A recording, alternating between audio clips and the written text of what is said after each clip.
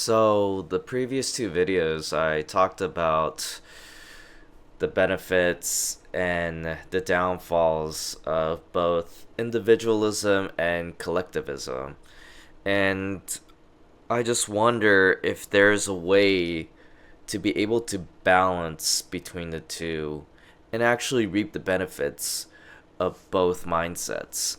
Because I think somewhere in the middle between being individualistic and being a collectivist, you could find a middle ground and reap the benefits of the positives from both ends. And so, can you also get the worst ends of those two? Well, it'll be hard because the negatives are probably on other sides of the spectrum, right? So if you're just looking at the negatives, right, the negatives of individualism is a lot of selfishness, right? Being very self centered and only thinking about the individual, only thinking about yourself. But in the group think, it would be more so being so selfless that you disregard yourself, right? So that's where you see an example of just two ends, two characteristics at the other end of the spectrum. And those would be the extremes. Um, and when I look at how you can balance between the two, I do think it's possible. I do think you could still be able to embrace your own rights, your individuality, your autonomy to believe what you want to believe, to say what you want to say, do the things you wanted to do, uh, pursue whatever passions or work that you want to pursue. I think you could still do that, but not be so self centered, not always thinking about yourself, but also have some room to be able to take into consideration of people around you, to your family, your friends, what they think, take into consideration what they're going through, and then maybe you could still be able to be your own individual while still caring about your community and the group that you're in, and still put them into mind when making decisions, or being able to still care about the group, still be considerate of others, and know that what the community thinks too might be best for your own interest as well. So, what I also wonder is, how will one compromise the other? So, let's say if you're more on the collectivist side, do you have to compromise some of those characteristics to be more individualistic? And it's possible you might have to, right? Because the thing is, if you're just on the collectivist end, then all you're thinking about is the group. But if you're on the individualistic end, all you're thinking about is the self. So can you reel that in and bring that both together and bring the positives of both? Even though you may have to compromise and sacrifice some characteristics of one side or the other. And so, when it comes to like following rules, right? Or following tradition, maybe there's a certain tradition that every single year there's some kind of festival that runs this way, that has like certain type of setup of booths, certain types of events and games, and you do the same events and the same games, and the booths have the same food as they always have. But you wonder if an individual in the planning committee, right, has some great ideas of bringing different types of food that's even more delicious. Maybe like a homemade recipe that one individual made that is so good that has been well received. Can you incorporate that into that festival, that annual festival, and incorporate a new menu, right? So if you're too collectivist and you think too much of the tradition in the group, they're so used to having the same food and the same people making the same food, maybe it's hard for them to change positions and do something else. Or the compromise can be you could still have everybody do the same thing, just add another menu, add another food item to the booth to incorporate someone's individual talent or their specialty into something, into the tradition of the festival, and bringing a new type of food. Or maybe there's an innovative new game that has come around that the younger generation is really into. So do you incorporate that game into the festival, where for maybe so many festivals you had the same games running over and over? So can you still, are you willing to break up the time of the schedule and put in a new game, or even replace a game that is not as fun as it used to be?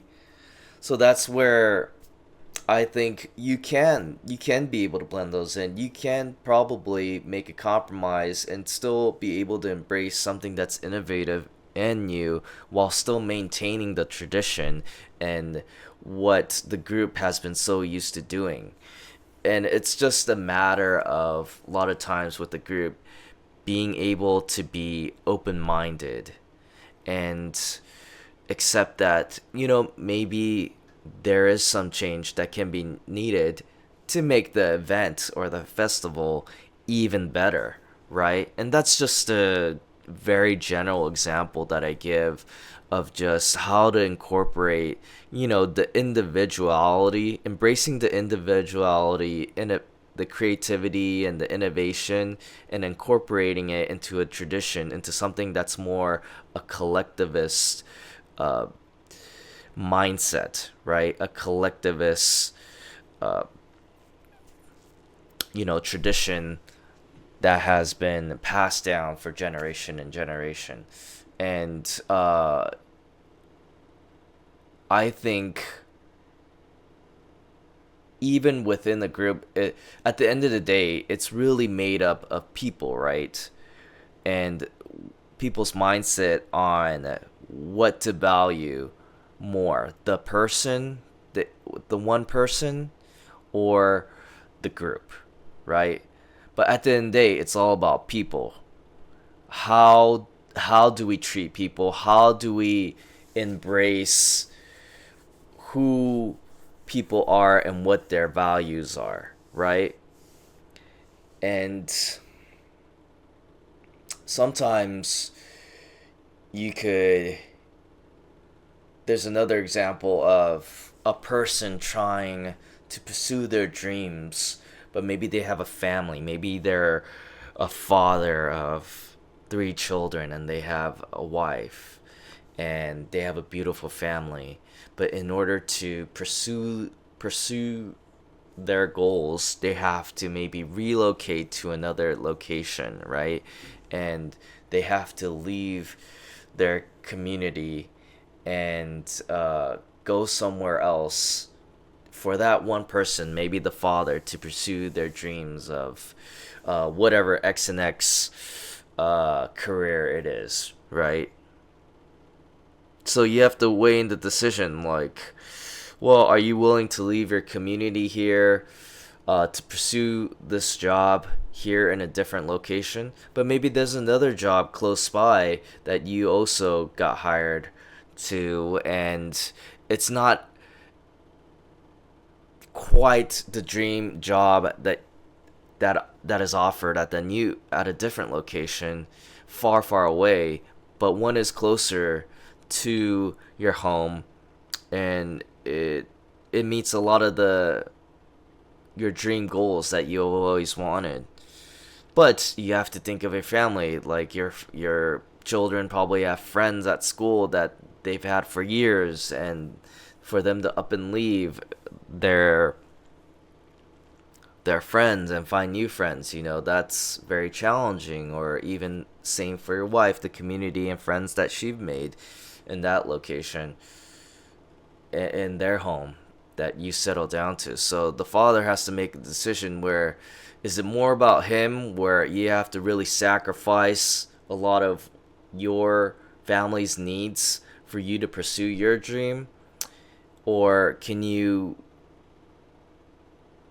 get a lot of your dream goals, but not quite the perfect, not quite meet the dream job that you have at a completely different location where you have to leave your friends and family?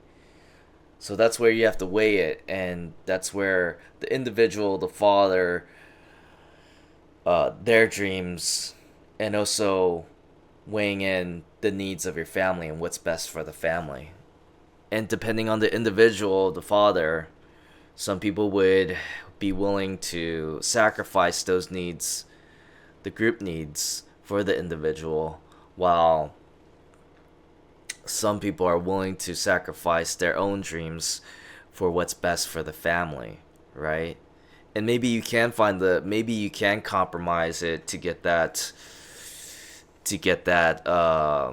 close to dream job, but your family is probably in a better place having to stay where they have settled down for so many years. So that's where, in a family scenario, the individual and the collectiveness could really clash. And yeah, in some scenarios, it is pretty hard to make a decision, right? Because maybe you do have to err on one side or the other to make these important decisions. But in some cases, maybe you can find a balance between the two and make a decision where maybe all parties can be content, right? So maybe you could still embrace your own rights, your own autonomy, and you still be able to be creative in your art, in your work, and still find that innovation and for that to be embraced,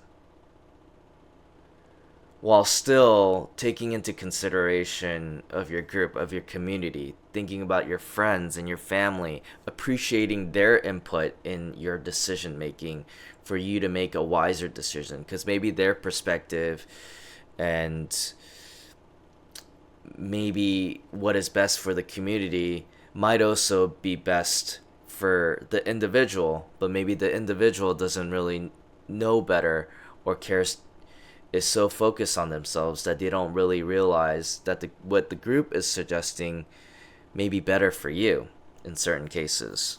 And so that's where you have to take in consideration on both sides of the spectrum and see, well, maybe in some cases, like, it is better to have a more collectivist mindset and do care about the group.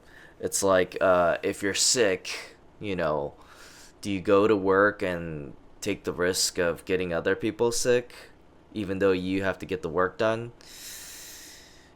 But maybe the compromise is, maybe you can still get the work done, but you just do it at home, or you let yourself recover first, and then once you're all better, then get back out there and finish the work that you have to do. So, without getting everybody sick, right? And so, I think it definitely depends on case by case whether some, maybe the individual mindset might be better, and in some cases the collective mindset might be better. But I think if you're able to be flexible in both spectrums and be able to incorporate both characteristics in certain scenarios, I think that's where you could really get the best of both worlds. And so it really depends case by case, because in some scenarios maybe having more a collectivist characteristic or that mindset would be better, while in other cases embracing more of your individuality and having more freedom might be more beneficial in some cases. But if you're able to dabble into both characteristics in certain scenarios, then I think you could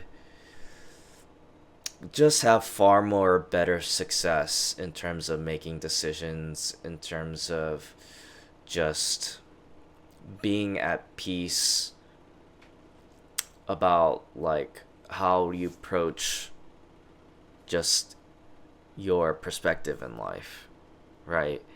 And I think because I've also lived in America where individuality is more embraced, and then also understanding like Asian culture, which is more collectivist, being able to see both sides, the pros and cons, I'm able to really understand where both sides are coming from.